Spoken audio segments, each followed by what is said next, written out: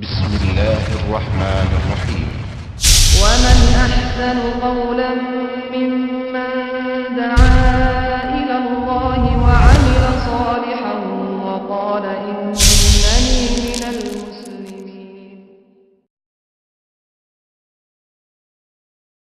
الحمد لله رب العالمين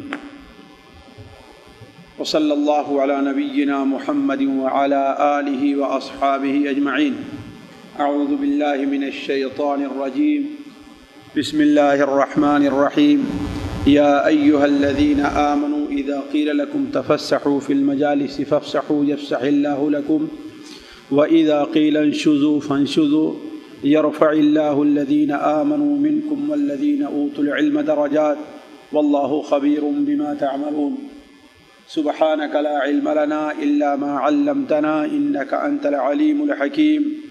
رب اشرح لي صدري ويسر لي أمري واحلل عقدة من لساني يفقهوا قولي واحلل عقدة من لساني يفقهوا قولي.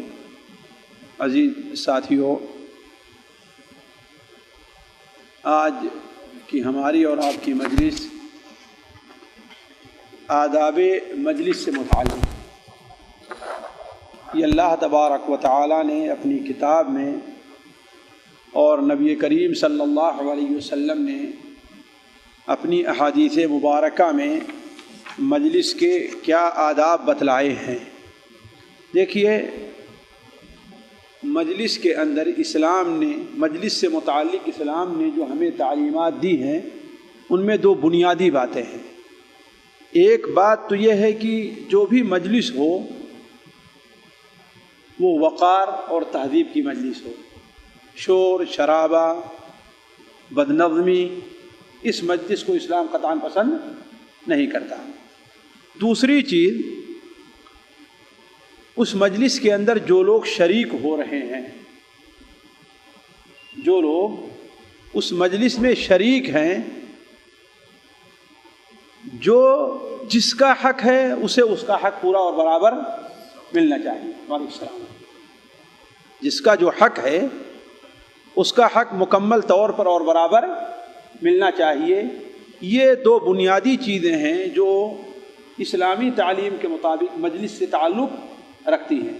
پہلی چیز کیا ہے کہ مجلس کے اندر شائستگی، تہذیب اور تنظیم پائی جائے۔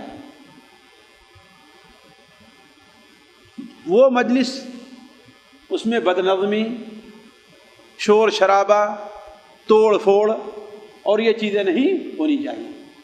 دوسری چیز یہ ہے کہ مجلس کے حاضرین میں سے ہر ایک کو اس کا برابر حق ملنا چاہیے، کسی کا حق چھینا نہیں جانا چاہیے، اور ہر حاضر جو اس مجلس میں حاضر ہے اس کے احساس اور اس کے شعور اور اس کے جذبات کا لحاظ رکھنا چاہیے۔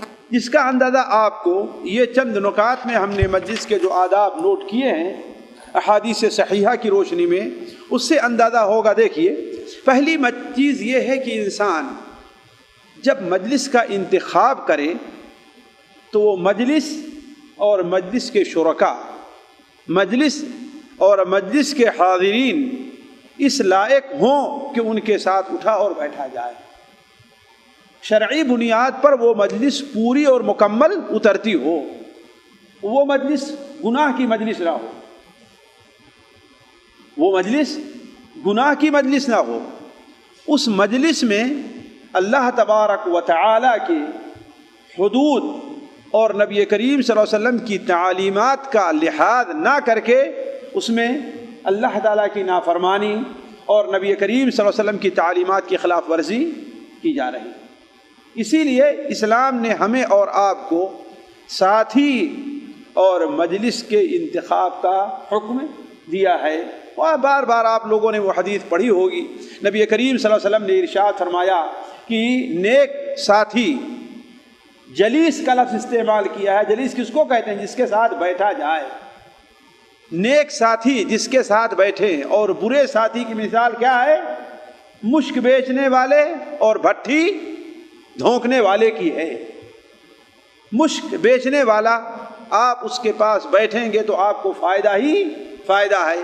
آپ نے کچھ اس سے خریدا، کچھ نہیں خریدا تو ہو سکتا ہے وہ صاحب کرم ہو، آپ کو تحفہ اور ہدیہ ہی کے طور پر کچھ دے دے. اور اگر کچھ نہیں تو وہاں بیٹھنے سے آپ کو خوشبو تو ملے گی کہ نہیں ملے گی. ایسے ہی نیک اور صالح ساتھی جو ہوگا اس کے پاس بیٹھنے سے آپ کا فائدہ ہی فائدہ ہے.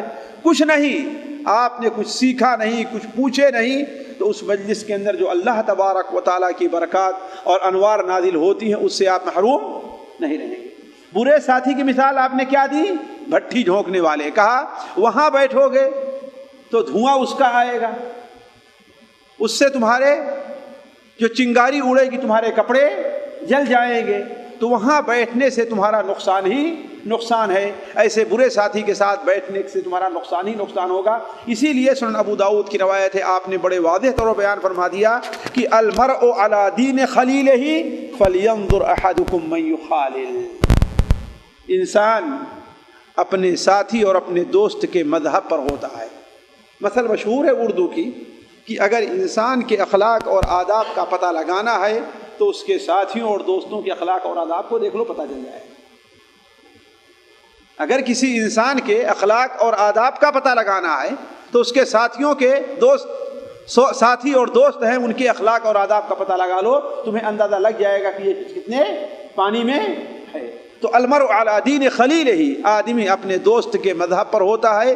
اس لیے تمہیں دیکھنا چاہیے کہ کس کے ساتھ تم دوستی کر رہے ہو، کون سی مجلس ہے، اس کا تمہیں انتخاب کرنا چاہیے. اسی لیے علماء نے خصوصی طور پر دو قسم کے لوگوں کے ساتھ بیٹھنے سے منع فرمایا. ایک تو بدعتی جو اپنے بدعت طرف دعوت دینے والا ہے، اور دوسرا فاسق اور فاجر آدمی جو علی الاعلان نہ مجلس کا لحاظ کرتا ہے نہ لوگوں کا لحاظ کرتا ہے، بے حیائی بدتمیزی کی باتیں بکتا اور گناہ کے کام کرتا جاتا ہے. دوسرا ادب ساتھیوں مجلس کا یہ ہے کہ مجلس میں انسان جب آئے تو سب سے پہلے ادب کو یہ ملحوظ رکھنا چاہیے کہ انسان مجلس میں داخل ہو تو سلام کرے. مجلس میں داخل ہو تو سلام کرے، اور مجلس سے واپس جانے لگے تو سلام کرے. جیسا کہ سلام اسلام کا ایک شعار بھی ہے. نبی کریم صلی اللہ علیہ وسلم کی حدیث سنن ابو داؤد سنن ترمذی میں حضرت ابو ہریرہ رضی اللہ تعالیٰ عنہ سے مروی ہے کہ آپ صلی اللہ علیہ وسلم نے ارشاد فرمایا جب کوئی شخص مجلس تک پہنچ جائے تو سلام کرے. بلکہ آپ صلی اللہ علیہ وسلم اگر کسی ایسی مجلس میں بھی حاضر ہوئے، جیسا کہ سنن ابو داؤد کی ایک روایت ہے تو عقبہ بن عامر کی کہ لوگ نماز پڑھ رہے ہیں، بلکہ لوگ قرآن پڑھ رہے ہیں، تو پھر بھی آپ وہاں پر گئے اور آپ نے ان سے سلام کیا. ہمارے یہاں لوگوں کو بڑا تاج، بلکہ ہمارے یہاں کہتے ہیں کھانا کھا رہے ہو پھر بھی سلام نہ کرو، ہے کہ نہیں؟ ایک عجیب سی الٹی منطق ہمارے یہاں جہالت پھیلی ہوئی ہے. آپ مسجد میں داخل ہوئے، لوگ قرآن پڑھ رہے تھے، آپ نے انہیں سلام کیا. بلکہ آپ صلی اللہ علیہ وسلم قبا تشریف لے گئے تو آپ نماز پڑھ رہے تھے، صحیح بخاری شریف کے اندر ہے، تو قبا کے لوگ آپ سے نماز کی حالت میں سلام کر رہے تھے اور آپ اسی حالت میں اپنے ہاتھ کے اشارے سلام کا جواب دے رہے، زبان سے نہیں بات کر رہے تھے آپ ایسے.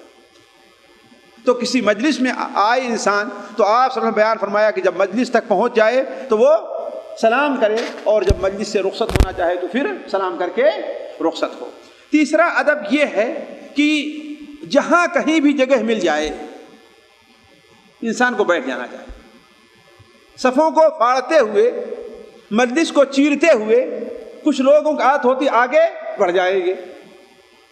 عام مجلس میں نہیں بلکہ مساجد کے لیے میں ابھی آپ نے منع فرمایا ہے.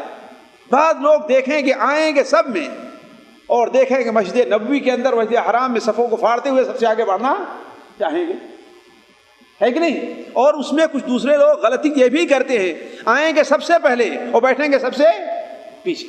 یہ دونوں غلط بات ہے. انسان آگے آئے، پہلے آئے اور جہاں اسے جگہ ملے وہاں پر بیٹھ جائے.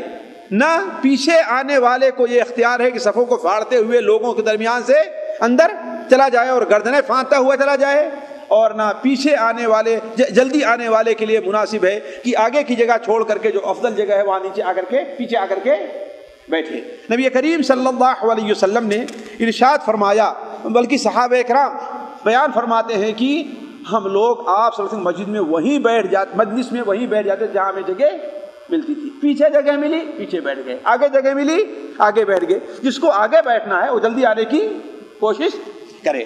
اسی طریقے سے ساتھیوں مجلس کا ایک ادب یہ بھی ہے کہ کسی کو اس کی جگہ سے اٹھا کر کے نہ بیٹھے۔ جو آدمی بیٹھا ہوا ہے اپنی جگہ پر، وہ چھوٹا ہے یا بڑا ہے، عالم ہے یا جاہل ہے، اونچے مالدار ہے یا غریب ہے، وہ اس کا اچھا منصب ہے یا اچھا منصب نہیں ہے، لیکن جو آ گیا ہے کسی مجلس کے اندر یا مسجد میں، وہ اس کا حق ہے، اب وہ اس کی جگہ بن گئی ہے، اس سے اٹھانا اس کی جگہ کو غصب کرنا ہے، اور ایسے انسان کو غصب کرنے والے کا گناہ اس کو ملے گا۔ علماء کہتے ہیں غصب کرنے والے کا گناہ اس کو ملے گا۔ یہاں جو انسان بیٹھا ہوا ہے اسے وہاں سے اٹھائے نہیں۔ نبی کریم صلی اللہ علیہ وسلم نے ارشاد میں صحیح بخاری اور صحیح مسلم میں حضرت عبداللہ ابن عمر رضی اللہ تعالیٰ عنہ کی روایت ہے، لا یقیمن احدکم رجلا من مجلسہ ثم یجلس فیہ، تم میں سے کوئی شخص کسی کو اس کی جگہ سے اٹھا کر کے اس کی جگہ پر نہ بیٹھے، ولیکن توسعوا وتفسحوا، بلکہ وہاں پر کشادگی کرو اور گنجائش نکالو۔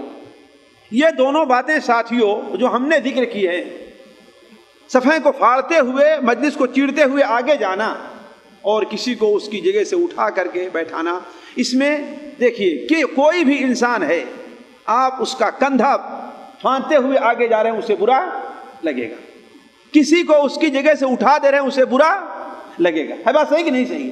ایک تو انسان کا شعور مجروح ہو رہا ہے ایک مسلمان کا، جیسے ہم نے کہا جبکہ اسلامی مجالس کی یہ بنیادی چیزیں ہیں کہ لوگوں کے شعور اور احساس کا خیال رکھا جائے، شعور مجروح ہو رہا ایک چیز۔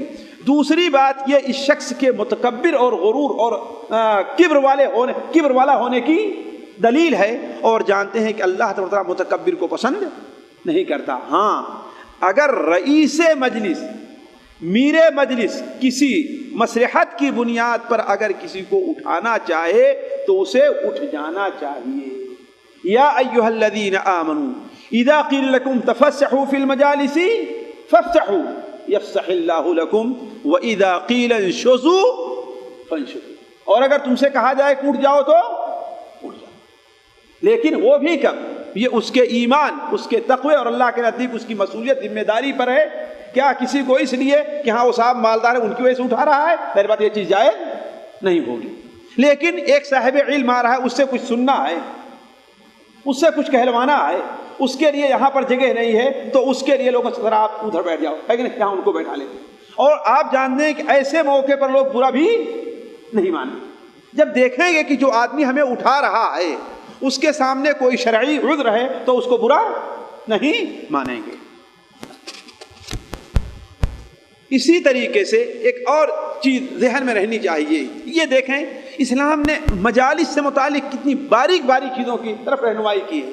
بسا اوقات دو ساتھی مسجد میں آ رہے ہیں اور دونوں چاہتے ہیں کہ ہم دونوں ایک دوسرے کے پاس بیٹھیں، باپ بیٹے آ رہے ہیں چاہتے ہیں کہ ہم دونوں ایک ساتھ بیٹھیں، دو بھائی آ رہے ہیں چاہتے ہیں کہ ہم دونوں ایک ساتھ بیٹھیں۔ اب بسا اوقات ہوتا کیا ہے، خاص طور بھیڑ بھاڑ والی مسجدوں یا مجلسوں میں کوئی صاحب درمیان میں آ کے بیچ آخر میں آتے ہیں اور درمیان میں گھسنا چاہتے ہیں۔ آپ صلی اللہ علیہ وسلم نے اس سے منع فرمایا ہے، آپ صلی اللہ علیہ وسلم نے اس سے منع فرمایا ہے۔ اگر گنجائش نہیں ہے تو ان سے اجازت لے لو، اگر وہ اجازت دے دیتے ہیں تو بیٹھو، ورنہ جہاں تمہیں جگہ ملے وہاں پر بیٹھ جاؤ۔ اس لیے کہ ہر آدمی چاہے گا کہ اس کے بغل میں اس کا بیٹا، اس کا بھائی، اس کا دوست رہے۔ آپ صلی اللہ علیہ وسلم نے ارشاد فرمایا کہ لا یحل لرجل ان یفرق بین اثنین الا باذنہ، کسی انسان کے لیے یہ حلال اور جائز نہیں ہے کہ دو آدمی جو مجلس میں بیٹھے ہوئے ہیں ان کے درمیان میں آ کر کے بیٹھ جائے، الا باذنہما۔ ہاں اگر دونوں ایسے بیٹھے ہیں کہ ایک آدمی کی جگہ خالی ہے، اگرچہ دونوں ایک دوسرے کے ساتھ ہیں اور دوست ہیں، لیکن ایک آدمی کی جگہ خالی ہے تو وہاں آنے والا بیٹھ سکتا ہے، اس میں کوئی گناہ نہیں۔ کیوں؟ غلطی کس کی ہے؟ ان کی۔ کچھ لوگوں کو دیکھیں گے خاص طور پر حرمین شریفین اور دوسری جگہ ہیں، وہ جو ہے اس طریقے سے ایسے بیٹھیں گے، ہے نا، پوری جگہ لے کر کے، اور ایسے لے کر کے کہ ایک آدمی کو آسانی سے جگہ مل سکتی ہے۔ ایسے لوگوں کے درمیان بھیڑ بھاڑ کے موقع پر جگہ کی جا سکتی ہے. اگر انہیں لینا ہے تو ٹھیک ہے، اپنے ساتھی کو اپنے طرف اپنے ساتھ میں کرو. اسی طریقے سے ساتھیوں مسجد کا ایک ادب یہ ہے کہ نبی کریم صلی اللہ علیہ وسلم نے ارشاد فرمایا کہ مسجد فراخی اور وسعت والی ہونی چاہیے. مجلس جو ہے فراخ ہونی چاہیے اور وسعت والی. اس کا دو معنی ہے ساتھیوں. آپ صلی اللہ علیہ وسلم نے ارشاد فرمایا ہے خیر المجالس اوسعها، سب سے بہتر مجلس وہ ہے جس میں بڑی وسعت پائی جائے. اس کا دو معنی ہے. ایک معنی تو یہ ہے کہ انسان لوگوں کے یا اپنے بیٹھنے کے لیے جو جگہ بنائے اس کے تھوڑی سی کیا ہے وسعت دے اس کو. یہ سوچیں کہ ہاں بھائی ہمارے پاس صرف 5 ہی آدمی نہیں 10 آدمی بھی بیٹھ سکتے ہیں، اور جو لوگ آئیں انہیں آرام سے بیٹھنے کی جگہ اور گنجائش بھی ملے. بعض لوگوں سے ہم نے یہاں تک کہتے سنا ہے کیا کرو گے، بڑی جگہ بنا کر کے لوگ آ کر کے بیٹھے ہی تو رہیں گے نا. جتنی کم جگہ رہے گی اتنے کم لوگ آ کر کے بیٹھیں گے، ہے نا. یہ بات نہیں. آپ کو مجلس بنانا ہے عام مجلس دوستوں اور ساتھیوں کے لیے، تو ان کے اس ضرورت اس شعور کا بھی لحاظ کرو کہ وہ آرام سے اور اطمینان سے بیٹھنا چاہتے ہیں. تو ایک معنی تو یہ ہے. دوسرا معنی یہ ہے کہ انسان بیٹھے مجلس میں تو اپنے ساتھیوں کے لیے کشادگی اور گنجائش بھی رکھے، اور جو بعد میں آ رہے ہیں انہیں بھی بیٹھنے کی جگہ دے. مجلس کا ایک ادب یہ ہے کہ راستے اور عام گزرگاہوں میں نہیں بیٹھنا چاہیے. راستے اور عام گزرگاہوں میں نہیں بیٹھنا چاہیے. جس طریقے سے ہمارے یہاں یہ تو بہت عام ہے، ابھی سے عیب سمجھا ہی نہیں جاتا. شادی کرنی ہے تو کہاں کرو؟ روڈ پر بیٹھ جاؤ، ہے کہ نہیں ہے؟ شادی کرنی ہے تو کہاں بیٹھ جاؤ؟ روڈ پر بیٹھ جاؤ. جلسہ کرنا ہے تو کہاں کرو؟ سیاسی جلسہ کرنا ہے تو دینی جلسہ کرنا ہے تو یہ ساتھیوں شرعی طور پر یہ چیز غیر پسندیدہ ہے، الا کی حد درجے کی مجبوری ہے. ورنہ راستہ جیسے آپ کا حق ہے، راستہ بیٹھنے والوں کا حق نہیں. راستہ کس کا حق ہے؟ چلنے والوں کا حق. اسی لیے کوئی اجنبی آدمی جسے اچھے طرح سے راستے کا پتہ نہیں رہتا ہے بہت پریشان ہو جایا کرتا ہے. آپ لوگ بھی تجربہ ہوگا اس کا. ایسے موقع پر بہت پریشان ہو جایا کرتا ہے. اور بسا اوقات شادی اور جلسہ ابھی 50 میٹر دوری پر ہے، لیکن راستہ کہاں سے روک دیتے ہیں؟ 50 میٹر پہلے ہی سے راستہ روک دیا جاتا. یہ چیز شرعی طور پر غیر پسندیدہ ہے. اہل حل و عقد کو کم سے کم اہل دین کو اس طرف لوگوں کی توجہ دلانی چاہیے، یا ایسی جگہ لوگ جلسے بنائیں کہ جہاں سے آنے جانے کے لوگوں کو گنجائش رہے. یہ نہیں کہ مین روڈ ہے، مین سڑک ہے، ڈبل روڈ ہے اور آپ نے اس پر کرسی لگا کر کے آپ وہاں پر بیٹھ گئے. راستہ روڈ آپ کا اکیلے کا نہیں ہے، روڈ سارے لوگوں کا بنا ہوا ہے. کیا آپ نے تمام لوگوں کو جو اس شہر میں آئیں گے یہ اطلاع دے دی ہے ہاں بھائی اتنی دیر سے اتنی دیر کے لیے یہ راستہ بند رہے گا؟ کس نے حق دیا ہے آپ کو؟ یہ نہ آپ کو قانون حق دیتا ہے نہ آپ کو شریعت یہ حق دیتی ہے. یہ دھاندلی ہے سراسر. نبی کریم صلی اللہ علیہ وسلم نے ارشاد فرمایا ایاکم والجلوس علی الطرقات، راستوں میں جلسے بیٹھنے سے بچتے رہو. بلکہ آپ صلی اللہ علیہ وسلم نے راستہ کے کنارے یہ راستہ جا رہا ہے یہاں مجلس لگانے سے بھی آپ نے منع فرمایا. کیوں؟ اس لیے کہ جانے والوں کو تکلیف ہوگی. کوئی عورت جا رہی ہے وہ شرما رہی، کیا کہ ارے بہت سارے لوگ بیٹھے میں کیسے جاؤں؟ ہوتا ہے کہ نہیں ہوتا؟ تو آپ صلی اللہ علیہ وسلم نے راستے اور اس کے کنارے پہ بیٹھنے سے منع فرمایا ہے. ایک بار صحابہ کرام نے کہا کہ اے اللہ کے رسول صلی اللہ علیہ وسلم ہمارے لیے بڑی مجبوری ہے، تو آپ نے فرمایا اگر بیٹھنا ہے تو راستے کا حق ادا کرو. بخاری شریف میں اس کے 5 حق بیان کیے گئے ہیں. میں ان حدیثوں کا استقصاء کرنے لگا جیسا کہ حافظ ابن حجر نے فتح الباری کے اندر نقل کیا ہے، تو راستے کے 16 حق مجھے ملے. اگر ان 16 حق کو ادا کرنا ہے، نظریں نیچی کرنا ہے، بھلائی کا حکم دینا ہے، برائی سے روکنا ہے، اپنی زبان پر کنٹرول کرنا ہے، لوگوں کی مدد کرنا ہے، مسکین کی کمزور حال لوگوں کو پہنچانا ہے، یہ سارے حقوق آپ ادا کرنا چاہتے ہیں تو وہاں پر بیٹھے، ورنہ بیٹھنا نہیں. اسی طریقے سے 8واں ادب یہ ہے مجلس کا کہ صاحب مجلس کے لیے مخصوص جگہ پر بغیر اس کی اجازت کے نہ بیٹھا جائے۔ اس لیے کہ جو بھی ایک صاحب مجلس ہوتا ہے اس کے کوئی مخصوص جگہ ہوتی ہے۔ اس طرح مثال اس طرح مدرس ہے، اس کی ایک مخصوص جگہ ہے، وہاں پر لوگوں کو آ کر کے بیٹھنا نہیں چاہیے۔ اگر بیٹھ گئے تو میرے مجلس کو ایسے شخص کے اٹھا دینے کا حق حاصل ہوگا۔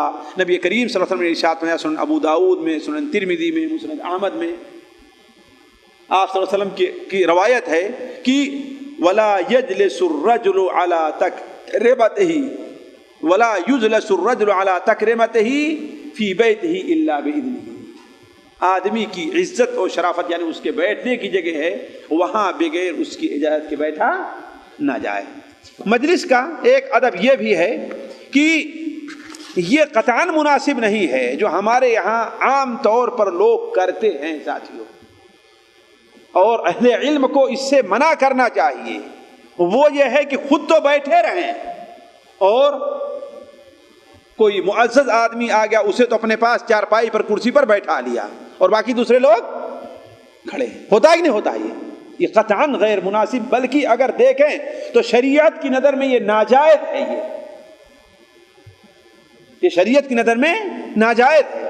بلکہ آپ صلی اللہ علیہ وسلم کی حدیث صحیح بخاری سنن ابو داؤد میں، سنن ترمذی میں حضرت معاویہ رضی اللہ عنہ مروی ہے کہ جس شخص کو یہ پسند ہے کہ وہ بیٹھا رہے اور اس کے احترام میں لوگ کھڑے رہیں، اسے اپنے ٹھکانہ جہنم میں بنا لینا چاہیے، اسے اپنا ٹھکانہ جہنم میں بنا لینا چاہیے۔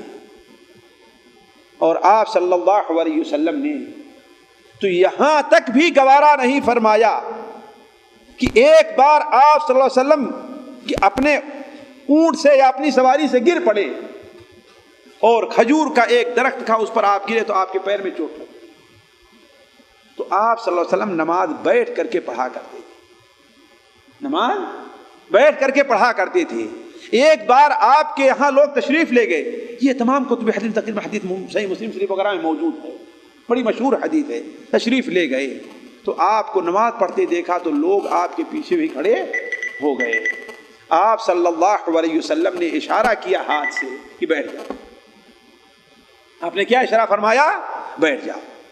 پھر اس کے بعد آپ صلی اللہ علیہ وسلم جب نماز سے فارغ ہوئے تو آپ نے فرمایا اذا صلی الامام قیاما فصلوا قیاما، اگر امام کھڑے ہو کے نماز پڑھ رہا ہے تم لوگ بھی کھڑے ہو کے نماز پڑھو، اور اگر امام بیٹھ کر کے نماز پڑھا رہا ہے تو بیٹھ کر کے نماز پڑھو۔ اور عجمیوں جیسا کام نہ کرو کہ ہاں بادشاہ جاگیردار وڈیرا کھڑا رہتا تھا، بیٹھا رہتا تھا اور لوگ اس کے سامنے عزت میں کھڑے رہتے تھے۔ آپ نے اس کو بھی گوار نہیں کرو، نماز کے اندر لوگ ایسا کریں۔ اسی طریقے سے ساتھیوں ایک ادب یہ بھی ہے کہ کوئی ایسی مجلس مسلمان کی نہیں ہونی چاہیے جس میں اللہ تعالیٰ کا ذکر نہ ہو، کوئی ایسی مجلس نہیں ہونی چاہے جس قسم کی مجلس بھی ہو۔ اور اگر ایسا کیا گیا تو اللہ کے رسول صلی اللہ علیہ وسلم ایسی مجلس کو کے بارے میں فرمایا کہ قیامت کے دن باعث حسرت اور افسوس ہے، بلکہ یہ مجلس لوگوں کے لیے جہنم کے عذاب کا سبب بھی بن سکتی ہے۔ نبی کریم صلی اللہ علیہ وسلم کا ارشاد ہے کہ جو لوگ کسی مجلس میں بیٹھتے ہیں اور اس میں اللہ تبارک و تعالیٰ کا ذکر نہیں کرتے ہیں تو اس کی مثال ایسی ہے کہ جیسے کسی گدھے کے مردار لاش پر سے لوگ اٹھ کر کے بھی آ رہے ہیں، اور یہ مجلس ان کے لیے قیامت کے دن حسرت اور افسوس کا سبب بنے گی۔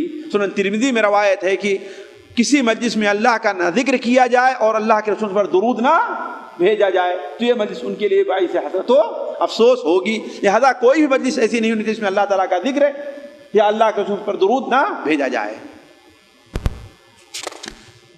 اختصار کرتے ہوئے اسی طریقے سے مجلس کیا ایک ادب یہ بھی ہے، ذرا اس پر ذرا غور کریں گے کہ تین آدمی بیٹھے ہوئے ہیں یا خصوصاً 3 آدمی بیٹھے ہوئے ہیں تو 2 آدمیوں کا آپس میں کانا پھوسی نہیں کرنا چاہیے کہ آپس میں آہستہ آہستہ تم لوگ بات کرنے لگو۔